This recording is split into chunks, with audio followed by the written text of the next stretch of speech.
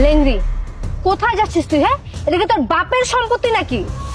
এই তোর মতো ল্যাংড়া লুলা এই অফিসের সামনে কি করে? হ্যাঁ, বাপের জন্মে এত বড় বিল্ডিং কখনো চোখে দেখেছিস? শোন, তোর মতো ল্যাংড়া লুলা এই অফিসে চাকরি করার যোগ্য না, বুঝছিস?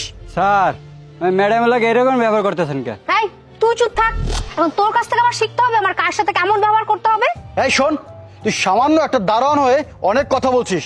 আমার যদি এই অফিসে চাকরি হয় না, তোকে কিন্তু সবার আগে চাকরি থেকে বের করে দেবো। শোন, তোকে যেন ফিরে এসে আর না দেখি, তোর চেহারা যেন এখানে না দেখা যায়। ভাইয়া চল। চল। ম্যাডাম, আমি কার কাছে আইছেন? আমি আলিফ স্যারের সাথে দেখা করতে আসছি। ও, আলিফ স্যার, বড় স্যার না? আচ্ছা, আমি নিয়ে যেতেছি আমি।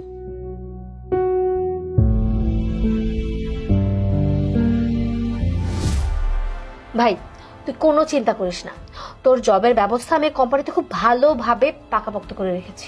এখন আজকে শুধুমাত্র বস আসবে, তোকে একটা জয়েনিং লেটার হাতে ধরিয়ে দিবে, তারপর তুই কাল থেকে অফিস করবি, ঠিক আছে? আচ্ছা, ঠিক আছে।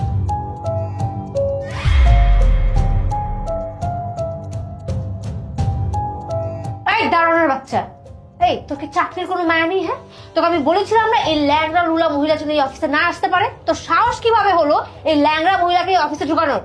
আরে আপনার কোনো লজ্জা শরম নেই? হ্যাঁ, আপনাকে নিচে এত করে বলে আসলাম, তারপরেও আপনি এই অফিসে ঢুকলেন?